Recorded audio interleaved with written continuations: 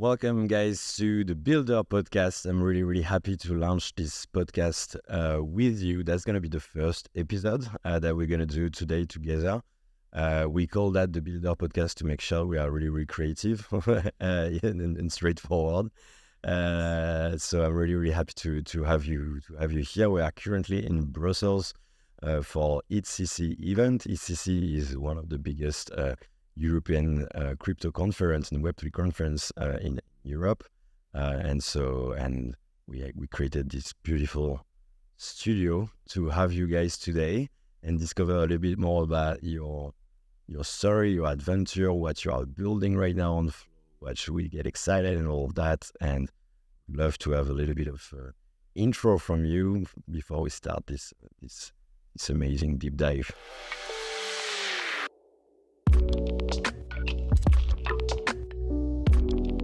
I'm Patrick, one of the co-founders of More Markets. More Markets is an under-collateralized lending protocol that we're going to be launching on Flow Crescendo mainnet as soon as it's live, so hopefully August. And Sharon? Yeah, I'm Sharon. I'm also co-founder at More Markets. I've been working in tech since I was 12. Really excited to be a part of Flow Crescendo. So yeah, looking forward to that. That's really nice to have you, and I think there's just the perfect timing to join right now, like the network. We have so much things going on. To give you a little bit of background also regarding what is Flow for the new people joining us, and then also potentially discovering Flow right now. So Flow Foundation is the foundation behind Flow Blockchain. Flow Blockchain has been launched, originally there was a project that's been created by the guys that was behind CryptoKitties back then in 2017. So they launched like CryptoKitties. That was kind of like the first proof of concept for kind of like consumer app and NFTs. They actually created the chief architect officer of Flow created the ERC 721 format and coined the name NFT back then. And then they launched this amazing app, CryptoKitties. That was like the first time you could like actually own something internet. Also at the same time of the whole CryptoPunks of course and all this launch, but that was like this new standard was like that was the big launch on Ethereum. We back then they actually broke the Ethereum network. They were like that you represented I think like 30% of the gas at that time, so the whole network was like overload. And so based on that they were like, okay, we want to push like the people internet, we want to push like the consumer readiness of this kind of product being like pushing digital sovereignty for the people. And so they decided to move from, okay, that's all the limitation we faced when we launched on Ethereum back then. So they created their own programming language to have like something that is a bit more intuitive than Solidity. So this programming language is called Cadence. The idea is like to make the on-chain logic way more easier to build, and also to have like way more like protocol features directly in the accessible the language to create like cool user experience. And so they created the language and they created the blockchain, the layer 1 blockchain, and with like a different like design fundamental in order like to make it like faster, more secure, and also like just feeding the consumer aspect of this product to make sure that we can go at scale. And then after that they actually launched NBA Top Shot, NFL All Day on this blockchain. We spent like a couple years doing a lot of research and development, using like this product, NBA Top Shot, NFL All Day, Disney Pinnacle, to make sure that we can create as much as like amazing user experience feature at the protocol level that fitted leveraging this experience with this product. And now we are really happy to finally release all those features with Crescendo, our next big upgrade, to make it accessible on an EVM zone directly on our network that is fully equivalent. And that's how right now I think you are able like to launch More Markets on Flow. So just like shipping like Solidity code with zero code changes directly on the network, and also leveraging your product in a more consumer way with Cadence on the other side to make it more user experience oriented and consumer ready. sorry for the long monologue. I'm selling a bit. I'm just trying to give like the big context for the audience to make sure they understand like what's happening here, and that we're not just around like beautiful vegetables. That's cool. So that's the context. But that's the full foundation context, and I would love to have a bit more of your background also. So we understand a little bit what is more markets, but I would love to understand like how you got there, how you got in Web3. What's your experience before more markets? Go ahead, Sean. So for me, I got into Web3 because peer-to-peer technology was always interesting. I always thought with various concepts like torrents, etc. Even though the legalities of all of that is questionable, the fact that you could build something where everybody could participate, it's shared, there is some level of transparency that was cool. So for me, Web3 was interesting, but initially a lot of it was about money games. But I was more interested in like the underlying decentralized technology, and then looking at how to leverage that. And so after Ethereum launched and several other networks came into play, examples like CryptoKitties, you could really see a world of how this technology could be utilized. And so before I got into Flow and before I got into Web3, I started as a programmer, then I worked as CTO. I started an education company out of Sri Lanka, which is now the largest corporate education company there. And I've just always been really interested in like new technology and just what unlocks those bring. And so for me, Web3 was a really interesting use case in terms of building cool new primitives that lots of people could use, and that also kind of ties into the mainstream narrative. And so, yeah, that's basically my story and how I got into that is super. That is really, really interesting. I love like the way you're approaching it. I mean, I'm super excited also about like how it's like right now the best time to contribute to standards. And like a lot of people are going to build on top of it. And I think like we are sometimes losing about where the North Star in Web3 about like how we can create like more interoperability, because like Web3 is all about, we are aiming at decentralization, we are interoperability too. And so like, it's like how we can build the standard that create like the ability to anyone to build on top of it. And right now with more markets, you're building the standard on Flow of lending protocol, and also with like this main focus of under collateralized lendings. And I mean, I'm super excited each time to see this kind of approach of like, okay, let's build a protocol that can be the new standard for that, and then let's build a couple of products potentially on top of this protocol, but anyone can leverage that in the future. And that's why I think it's super excited to right now build on all this technology. So yeah, I just really like what you just say. And what about you? Like, what's your background? How did you join the whole revolution, Web3 revolution? I guess my journey here started in 2011 or 2012. A couple of friends were really interested in Bitcoin, and they got me interested in Bitcoin back then. Wow. So we would, well, kind of. Honestly, back then I didn't really like believe in it that much. I was like, what is this digital currency? Yeah. I studied economics in college, and so it seemed like this foreign, weird concept to me. So I wasn't particularly attracted to it. I was like, how does this match up with like the normal financial world? I didn't have the foresight to really get into it at the time. We would just use Bitcoin and pay each other in Bitcoin for pizza and stuff like that back then. And then, I didn't think about keeping my wallet secure or anything. I would like throw away my computers. There was like Bitcoin on my computers from back then. Still looking for those. And then around 2012, I started working on a distributed file system with a couple of French engineers. And that was the first time I was doing product with these sorts of technologies. It wasn't anything based on the blockchain back then. But as that product matured, I thought it would be really interesting to tokenize it. It was around the time that IPFS was building out IPFS. Yeah.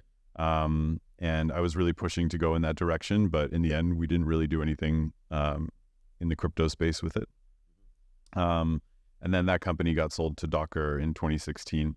So I took a step back. I'm more of like a UX designer, product designer, and I was working on Web 2 products basically up until I met Sharon in 2020. Yeah.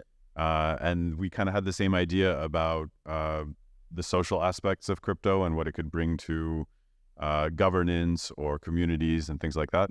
So we started working on reputation systems, measuring credibility in communities, and doing this across any ecosystem because we didn't really feel like these concepts had to be isolated to a blockchain or to a particular, community. And then just recently, like about 6 months ago, we kind of always had this idea of like, if that never worked out, we would do something in DeFi. Here we are doing something in DeFi now. I mean, it's really correlated. Reputation and decentralized finance. How do you want to do?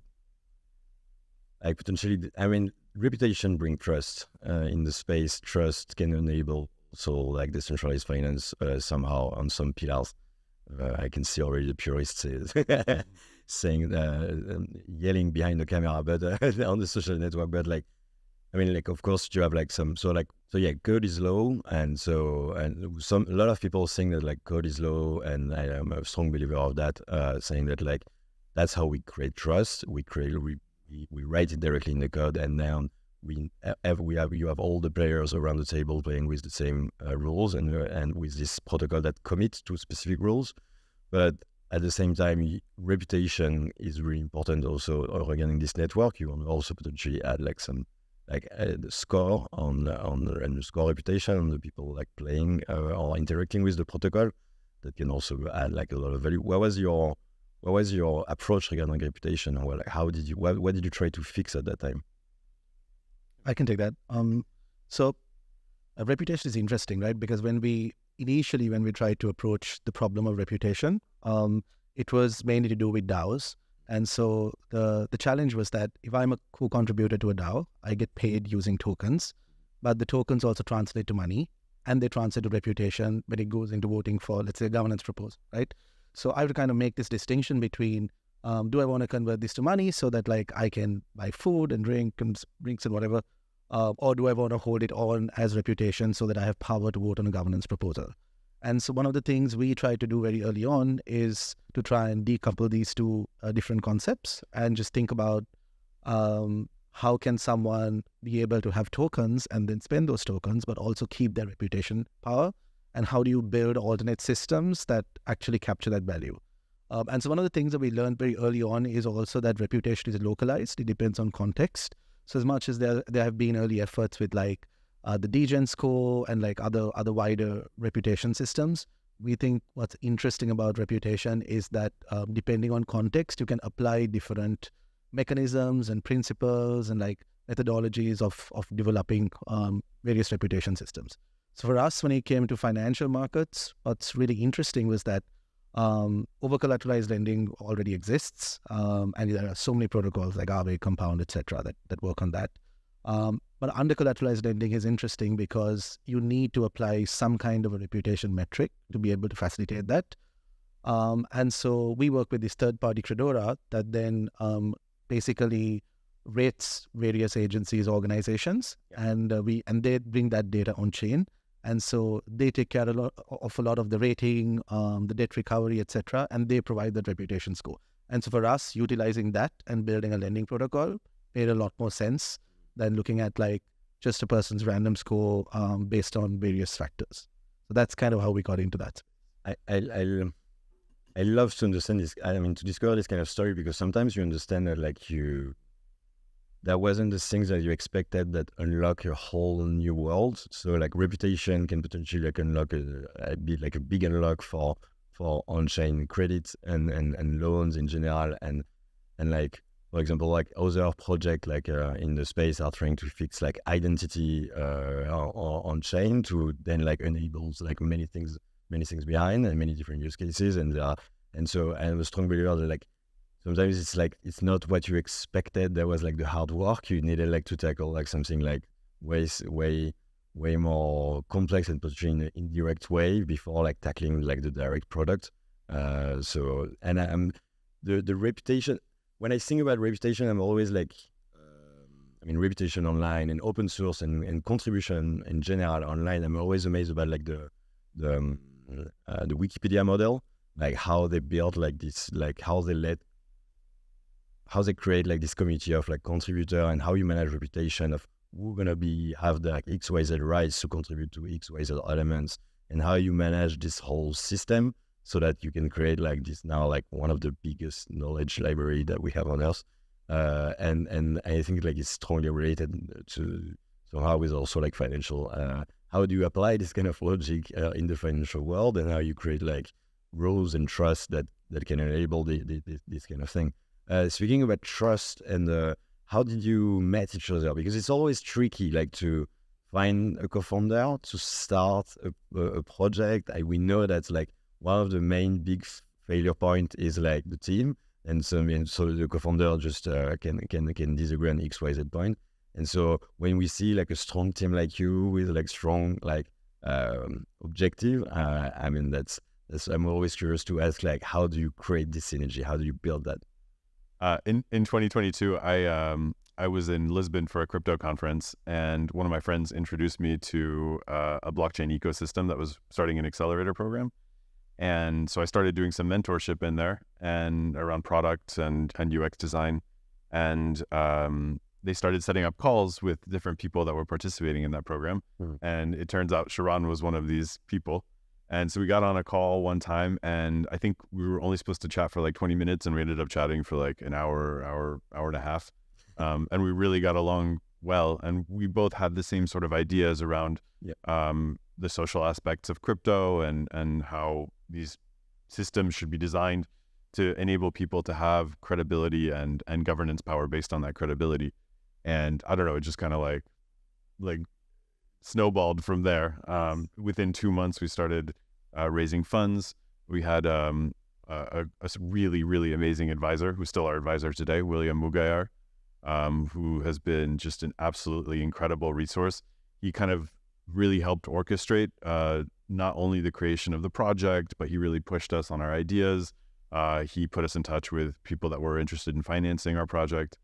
And then we hadn't met yet. And I think we met for the first time at ETH Dubai in April or May of that year. Yeah. And so that was the first time we met each other. And then we met again in Lisbon that year. And that's how we started building like this relationship.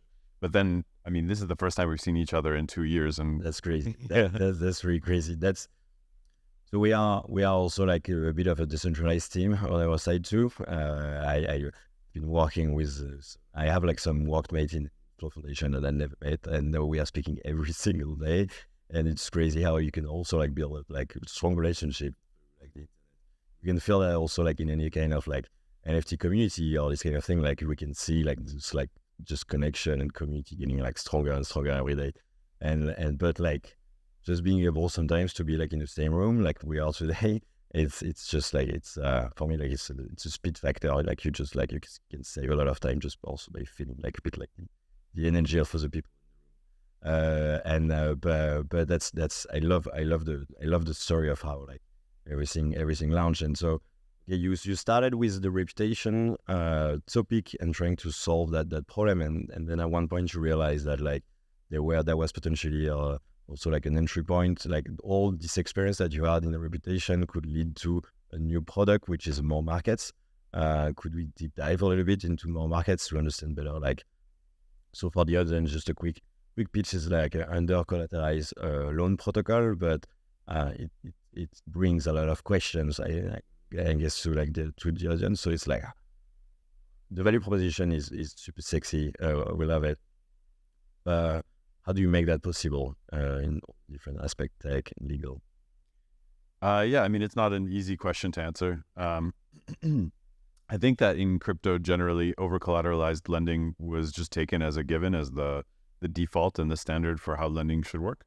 And it kind of is, right? Like if you're trying to build a completely trustless system that's completely programmatic, then that makes a lot of sense, right? You don't want to take on too much risk, because if you're basically doing credit, then what is there behind the credit to backstop someone defaulting on their loan? And that's kind of where we were thinking it doesn't necessarily have to be that way. Like if you take it from a user experience or end user perspective, I mean, the world already works on a credit system in a lot of ways. And if we want to facilitate the same level of financial maturity that exists today, we can't make it mandatory for everyone to put up collateral and only take out a loan up to 90% of their collateral or less. It just doesn't make sense from a capital efficiency perspective. And so finance, the way that finance exists today, can't use that same model. And so we had to find this way of mixing what crypto is able to do from a crypto perspective with how the traditional financial system works. And there's different ways of doing that. Obviously, like introducing this notion of under collateralization or unsecured loans or credit, whatever anyone wants to call it, introduces a risk that you can't control programmatically. How do you control that? So part of it is going into the game of like taking out a loan. There needs to be some objective measure of what someone's credit capacity could be. And so Sharon mentioned Credora earlier. Credora basically asks borrowers to prove ownership of assets in different wallets and different protocols so that they have an idea of what the depth of liquidity that any borrower might have. And then the opposite side of that is like when someone defaults, what happens? There needs to be a robust recovery mechanism to be able to basically recover assets. And so we need some level of control when someone takes out a loan. And so only certain people can get these ratings and become borrowers that have access to this unsecured capital. And then obviously there's the legal system or the judicial system, or perhaps just the relationship between the borrower and the asset recovery company that would facilitate the recovery. And so, I mean, we're doing this step by step. We're not going to go full into like, how does credit work at scale, or how does asset recovery work at scale? And the way that we're going to do that is we're working with Credora on the asset recovery mechanism, making sure that borrowers are aware that if they do default, they are still, responsible for reimbursing their loans. And even though that might happen off chain, we can facilitate that so it's fluid, at least when we're launching the product, and then we're going to go from there and build it out. So you leverage the chain to create a bigger value proposition and a bigger product benefits, and at the same time you link it with more standard process to make sure that you can make this whole product more secure and can handle the risk for the users. Yeah, I mean, there's a giant ecosystem of how this already works, right? And so if we could tap into that ecosystem and basically create the bond between DeFi and TradFi, we think that the future of finance is not going to be, at least in the immediate future, it's not going to be 100% DeFi. It's difficult to imagine DeFi maximalism kind of winning out in the end, but there's definitely a path maybe to get there. And we think that path is using the existing mechanisms that exist in TradFi today. Yeah, it's after. But speaking about the audience, so right now, who should go to your product and leverage it? I'm guessing you have two main institution, consumer, but how does it work in your mind? Yeah, so you're exactly right. There are two main sorts of users that we're going to try and attract to the protocol. The first is people on Flow that have Flow. Flow is just getting into DeFi. There's not a lot of utility for Flow outside of the NFT ecosystem. And we want to bring that utility to Flow. So anyone who has Flow can put up collateral and take out a loan on the protocol. And they can take out loans in BTC, ETH, STETH, USD, USDC rather. And so we want to be able to begin stimulating the DeFi ecosystem for retail Flow users. But our partnership with Credora also opens up this institutional market. And the institutional market, we're looking at borrowers that will borrow probably around between 1 and 20 million, depending on their size. And the idea isn't that they take out loans over a long-term period, because the interest rates on those loans might be higher than it would be in other places, but they do get quick access to a lot of capital without needing to put up as much collateral. And I think the loan duration is probably going to be around 2 to 10 days. So it's like short-term financing for institutional borrowers. That's crazy. So how do you think you're going to approach all the institutional, this institutional audience? Part of it is working with Credora. They facilitated $1.5 billion in loans already for these institutional borrowers. And most of this is done through OTC or through different protocols where it's borrower-specific loans. Here we're pooling loans together through markets. And Credora is going to help us onboard a lot of their existing users onto the protocol. And then Fedora also has the intention of expanding their user base pretty significantly. So we think, sorry, just to add, we think this is interesting because it creates more borrow demand. And if there is a large amount of borrow demand, since interest works on a adaptive rate curve that's based on like velocity and velocity and utilization of a particular pool, that also means that as a lender, you can potentially gain a much higher APY. And so that kind of brings lenders into the market and creates a much more interesting like market dynamic for everyone. Yeah, right. That's a marketplace. You need to have like money to lend, and you need to have also lenders on the other side. That's all. And it's also like, how do you want to manage like this? We know that when you have like a marketplace product, like that's always like a little bit of a tricky work to make sure that you have like enough money to lend, and lenders to make sure money can work at the right level. But yeah, how do you want to manage that? Like, how do you want to optimize? Yeah, so we're working with a lot of market makers to bootstrap the protocol. So market makers will be providing some initial liquidity into the protocol. There's all of this idle flow as well that can already be deployed. So that combination, we think, will be able to bootstrap our early markets. And then there's this interest rate model that we're using that also kind of incentivizes people to lend as more borrow demand appears on the protocol. And so we're going to try and push towards a target utilization of between 80 and 90% in most markets. There's also this notion of curation. So curators can take different markets, package them together in vaults, and depositors, lenders, can allocate money to vaults, and curators then distribute money across those markets based on what the APIs are, what the risk parameters, what their expected risk for those markets is. And that's how we're going to bring it to market, basically. That's really interesting. So as a user, I can also put money in a pool that can be used to lend money. That's not only institutional.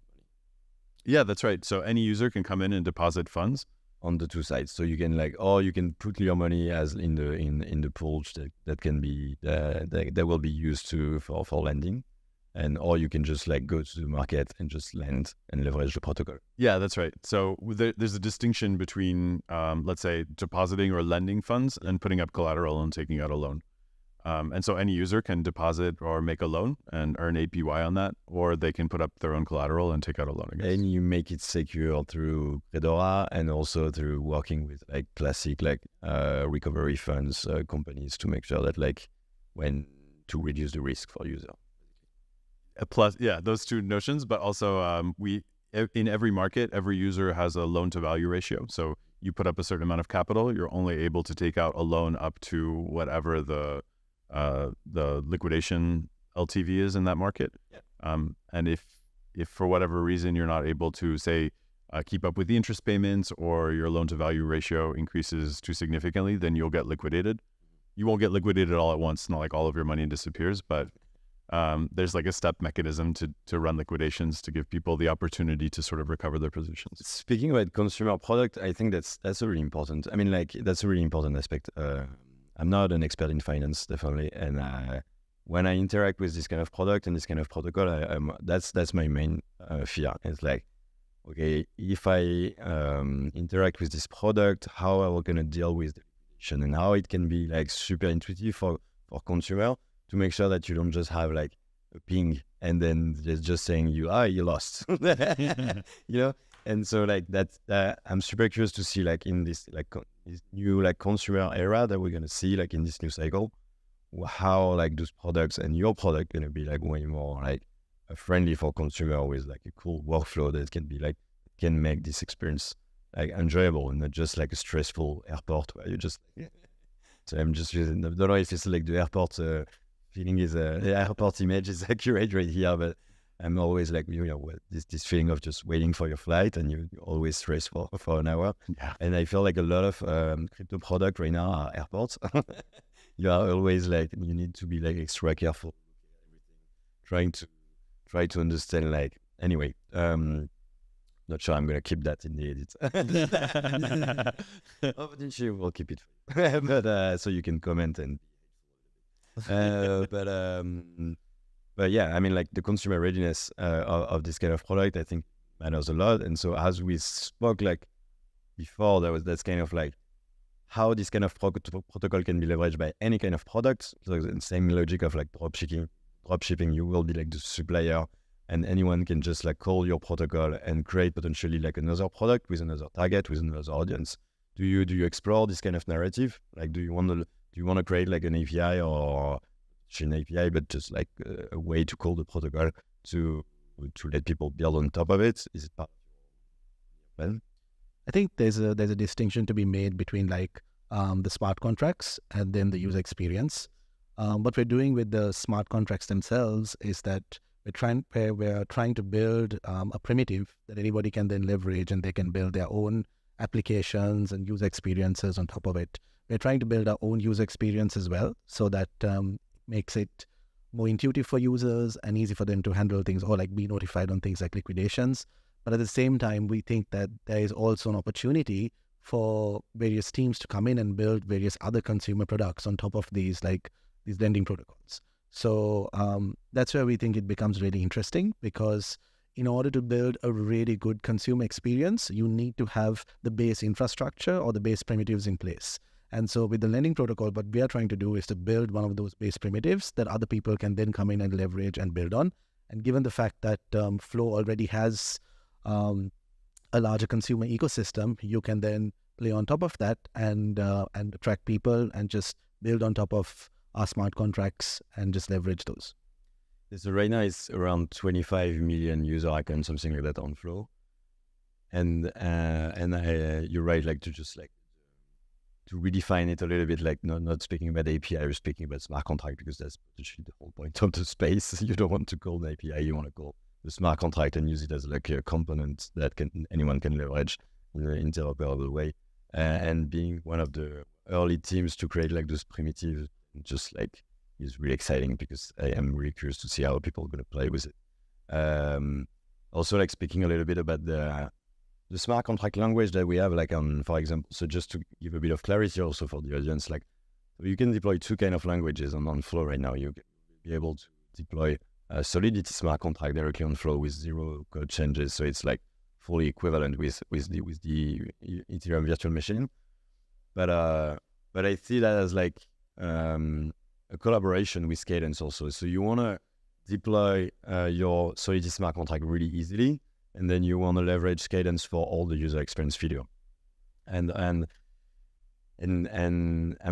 somehow I think like a lot of people are looking at smart contract as like kind of like a backend logic, backend component, but it can actually bring a ton of value on user experience also. And so integrating that directly into your architecture can be really interesting. Yeah, that's something that we're exploring as well, because Cadence has a lot of native advantages in the way that it's been architected and the way that it's been thought about. It also has full visibility into the EVM zone, and things like transaction bundling, MEV resistance. All of those are features that you can leverage. And so one of the conversations that we're having is also about how can we combine these two really powerful languages together, and how do we build something that's really like unique and interesting and is better than actually just building something in either one. I was chatting with the tech team like a couple of days ago, and they were like giving me some insight about like some cool features in Cadence, and I was kind of super curious about like so you can actually now in Cadence with Crescendo you can potentially like do what we call like a scripted transaction. So you can put like a lot of different actions, one transaction. Also, when you are dealing with like a tricky transaction and to be really secure, you can add like precondition, post-condition to make sure that like to add a bit more security, and also like and make sure that your transaction doesn't fail all the time when you need like some condition, precondition or post-condition for your transaction. I'm also curious to see how so like basically if you do like precondition, post-condition, and the scripted transaction, you can also build some amazing like DeFi arbitrage directly on chain, where you can just like build a machine where you always win with this logic. So I'm curious to see like when people are going to discover that, and how they're gonna leverage it on Flow. There is another interesting feature that I like in Cadence is the way you can potentially like integrate like nest like EVM transaction directly into like a Cadence transaction. So as long as you don't hit the block size, you can just nest as much transaction as you want. and so you can just like supercharge like the whole app. So I'm curious how like people are gonna just like play with it in the future, like and project and huge amazing product like yourself. Yeah, I think that's really interesting. I mean, there are a lot of these technological features that one can leverage and build cool things on. And I think the other interesting aspect is also Solidity is widely accepted because a lot of the other EVM chains also work on Solidity, and so you have a lot of developers that work on Solidity today. And so what's exciting about Flow Crescendo is that you can bring in some of these developers into the Flow environment, and that can also create some natural curiosity for people to start playing with Cadence and then looking at, okay, how do these two compare? How can we integrate all of these features? And so it creates like this interesting funnel of developers coming in, and you kind of trying to create this like vibrant developer ecosystem. So I'm really excited about that because I feel like that's a cool entry step into the Flow world with EVM equivalency. And you, I mean, like, I love what you're saying. It's also make me think like community is everything as well, and specifically in this industry, and we should like break like most of the barrier that you have in the industry. Speaking about like how protocol can be fragmented or how like language can create barriers and stuff like that. But I think we can see already that like even with my shitty English level right now, we are like trying to kill this barrier. But like that should be as easy like in every. I mean, like the power of this whole industry rely on like interoperability and standards. And if we are all working like trying to conquer the world, I'm not sure that's how. So like yeah, definitely like opening the door to all like Solidity developer, and then creating synergies and creating like hacker house and building and like creating this community moment where people meet. That's what we are doing right now in Brussels. Like everyone is meeting, trying to collaborate, trying to understand who is doing what, how we can just like find like a better way to find like to evolve and like to create like a stronger product and stronger value proposition for the internet. I mean, like I'm always a strong believer of saying like it's not like if you want something to change, you really need to give like a better solution, not just like otherwise if you just give conviction, that's too much effort for the people to do that, to do the bridge. And so you just want to give like that's now you can own your assets in general on chain. Now you can have like a digital sovereignty. Now you can own like your content on the internet and not just be like, and you cannot bring more people or bring more people just with conviction. Really the solution to them to discover, build, contribute. And so super excited like to have you like on this network as like new contributors, and hopefully like that will lead like to a lot of. Yeah, I mean, I think just to add to what you guys are saying, going to EVM equivalency, I think it doesn't necessarily outright attract new developers, but I think what does attract new developers is when you do arrive, thanks to all the effort that Flow is putting into attracting new developers, you get to discover what Cadence does, and I don't think that's necessarily visible from outside of Flow. It's only like once you arrive on Flow and you begin speaking with the Flow team and other developers in the ecosystem that you really, really understand why Flow is an incredibly powerful blockchain. And I think that this is a move in the right direction. It's almost like creating a marketing funnel, if you were going to think of it from a marketing point of view. I mean, it's difficult to have someone go from landing on a website to making a purchase without having some sort of like exploratory phase, right? And I think that the EVM equivalency Crescendo is that sort of exploratory phase. Like you get to play with things that you already know, and then, whoa, you have secure enclave support, which gives you the ability to make the user experience much more interesting. And it's at the protocol level, the blockchain level, right? And I think that that's where Flow will really, really stand out. That'll take a little bit of time to get there, but I think when people begin building on Flow or even just like porting existing protocols on Flow, that's when the real innovation will begin to kick in.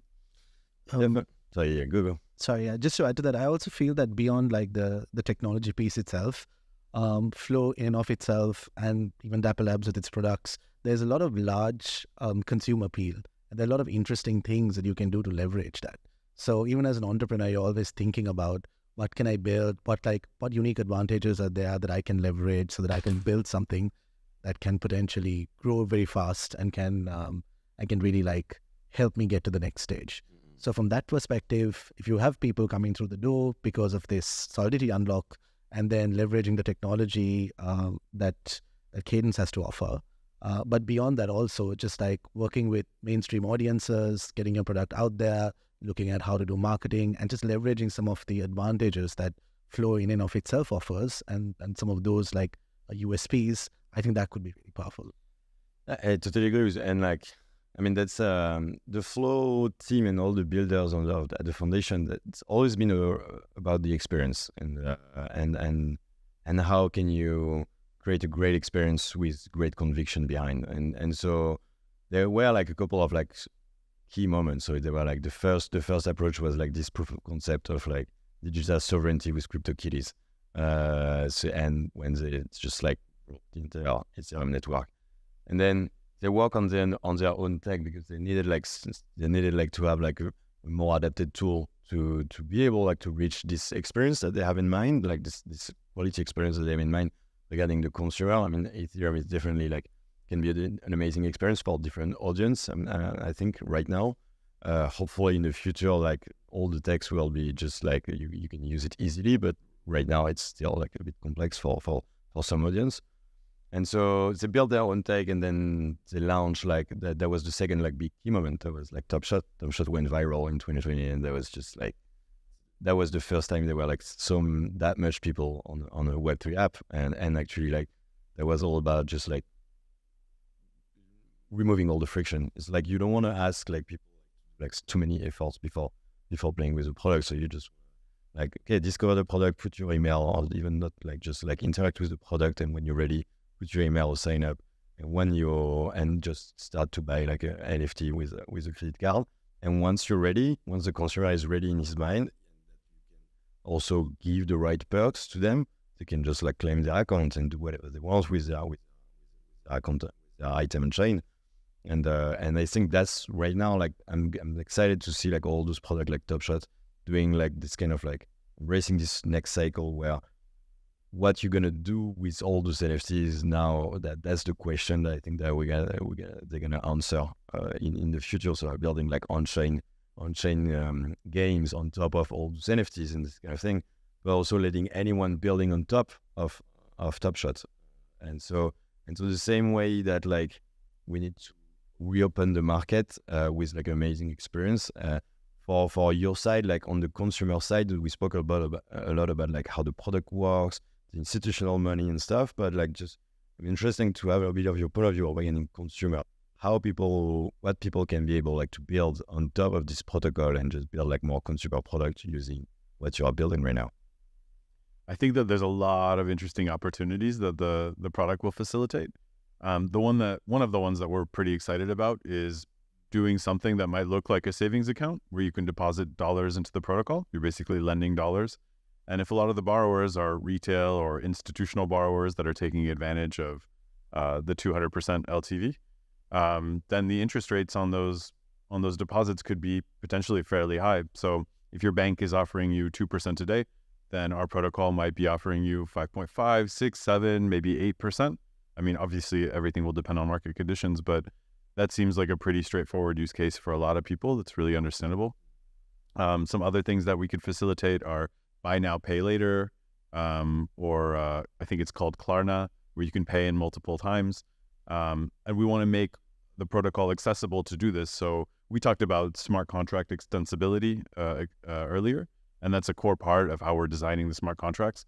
But for more traditional actors, why not expose that as APIs for Web 2 consumption? And then hopefully over the long term, we begin to integrate what we're doing with existing financial apps. It could be Robinhood. If you're in Europe, it could be Revolut. And that's where we see, the whole product going over the next couple of years. That's exciting. That's really exciting. See how we can link that to all the apps with already like millions and millions of users, and potentially like some integration in Shopify, some integration in Revolut, some integration, all this kind of crazy app. I love this kind of interoperability. That's so powerful. Okay, guys, let's what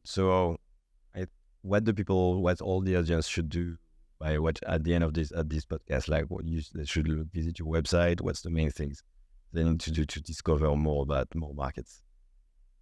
All you got to do is go to more.markets. It's that simple, and click the button, join the beta. Yeah. Drop your email address there, and then we'll be in touch really soon. We'll tell you about what's going on at More, and then we'll give you some opportunities to be an early user.